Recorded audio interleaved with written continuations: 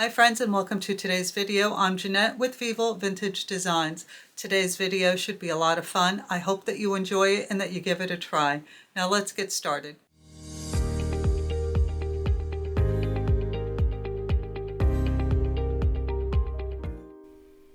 Hi friends, and thank you for joining me today. In today's video, we're going to be using an alcohol ink dry palette, some photo paper.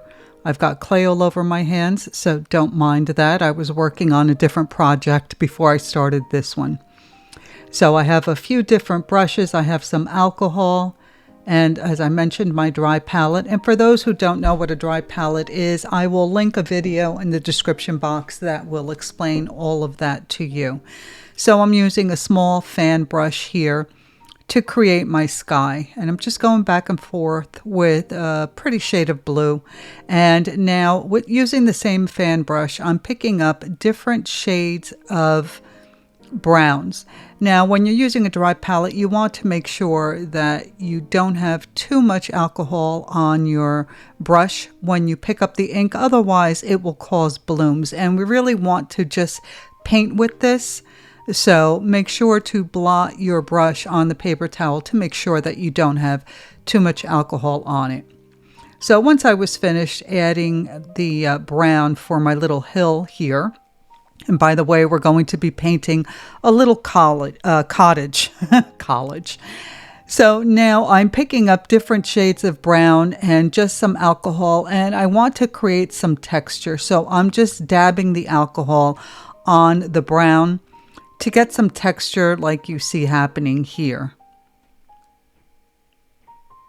So you can see I'm picking up different browns and dropping them in, and then picking up the alcohol, just the plain alcohol, and putting that over those areas.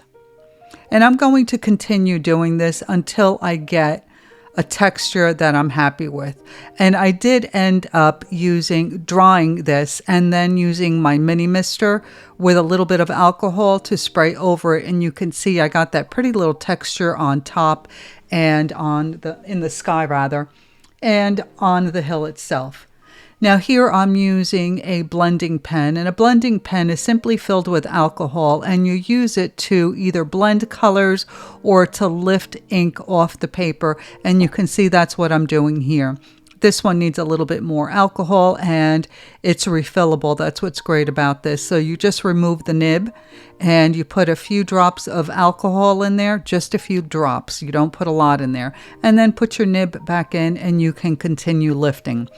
And while you're using a blending pen, it's always a good idea to blot the tip on your paper towel so that you're removing the ink from the tip so that you're not redepositing it on the paper. So now that I've lifted an area for my little house, I'm going to mix a couple of different reds to to paint the roof for this little cottage. And this is a really simple painting. You'll see anyone can achieve this. I'm using a smaller brush now, and I'm just going to go around the outline of the roof, and then I'll fill the rest of the roof in using the red mix that I made. And I'm also leaving a little circle in the center because I want to add a window there. And don't worry if you get brush marks, because we're going to add some shingles to this roof later on, so you won't even be able to see them. Now for the house itself, I mixed a couple of very light colors. I think I used pebble and sandal, I believe, and I added more alcohol to dilute it a little bit. But when I put it down on the paper, I saw that I had not diluted it enough, so I just picked up a little bit more alcohol and then painted in the house. This is a really fun way to use alcohol inks. Blowing flowers and creating centers is a lot of fun, but this is something really different, and I hope that it inspires you to give it a try.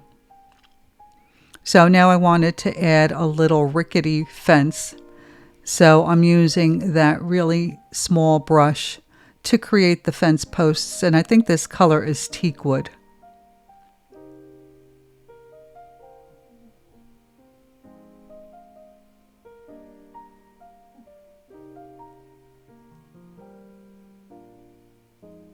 Again, I'm picking up some teak wood here, and I'm going to start drawing the tree.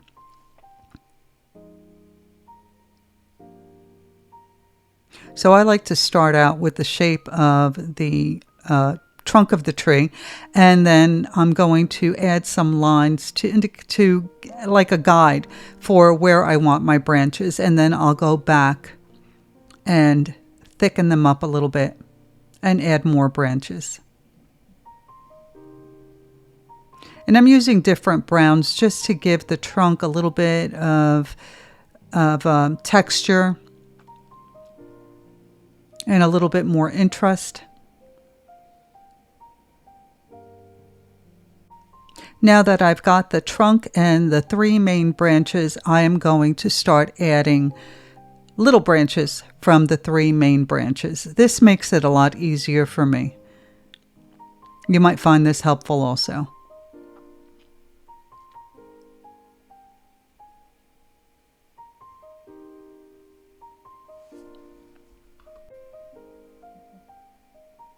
Once all my branches were finished, I wanted this tree to have different color foliage.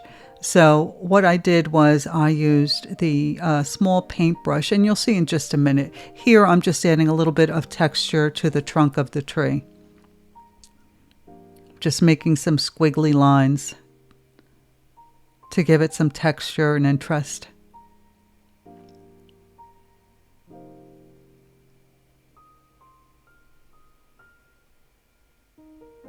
Now I'm picking up different colors and I'm putting them down on the palette and blending the greens that are already there, and I'm going to add a couple of little shrubs next to the tree.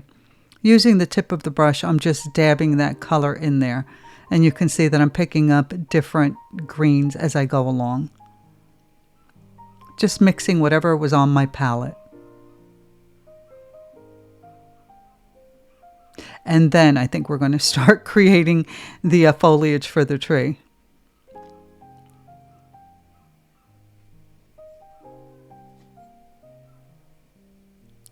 So again, picking up a little bit of the green that is on the palette, and I'm just dotting to create the foliage.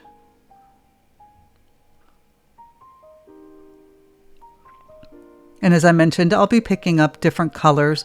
I'll be using some orange, some red, some green, just to make it interesting. But all I'm doing is using the tip of my brush to dot that ink onto the tree.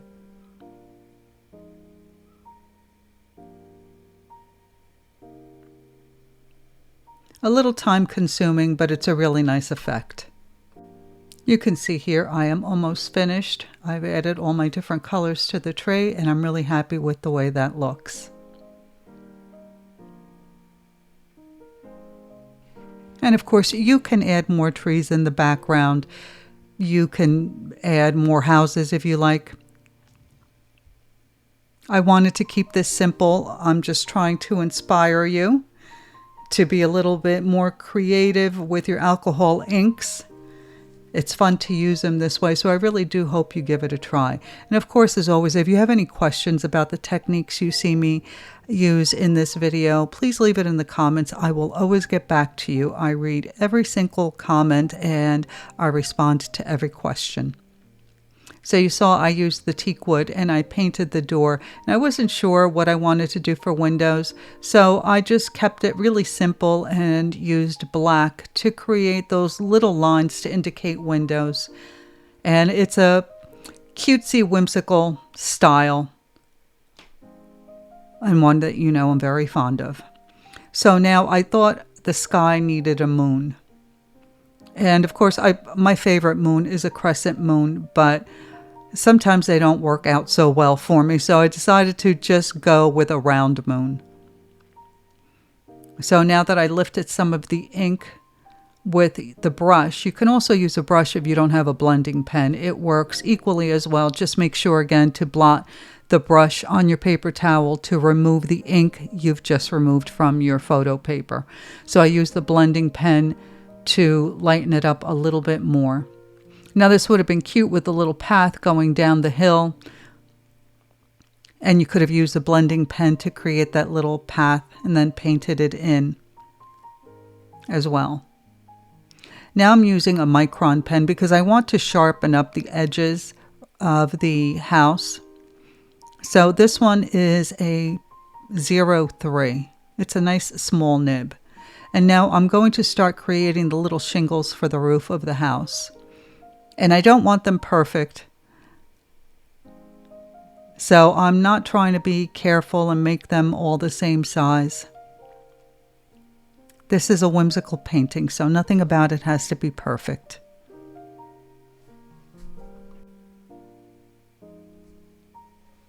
Now I'm outlining that little window in the roof. And I decided I wanted to add a chimney. So I picked up some more of the teak wood and added the chimney. But then I wanted to make it look like there was smoke coming out of it. So I used the brush with only alcohol on it, and I created a swirly line to look like smoke. And then I outlined the chimney with the micron pen as well. Now I'm using the blending pen to create some stars in the sky. And again, if you don't have a blending pen, you can simply use the tip of the brush, dip it into your alcohol, blot it off on your paper towel, and then just touch it to the paper very lightly, and you can create some stars. Now I decided I wanted to add some texture to the house. So I wanted to make it look like it's a stone house. I'm using a very tiny flat brush, and I'm picking up some different shades of the browns that are already on my palette, or mixing a few colors together to create the colors that I want. And you can see I'm just touching that flat brush to the house to create these little marks that will later look like stone. This is one of my favorite things to do on these little whimsical paintings, whether they're watercolor or alcohol ink. It's a really nice and simple effect.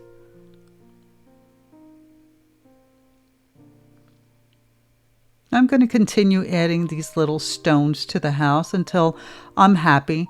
I'm not filling in the entire area, just here and there.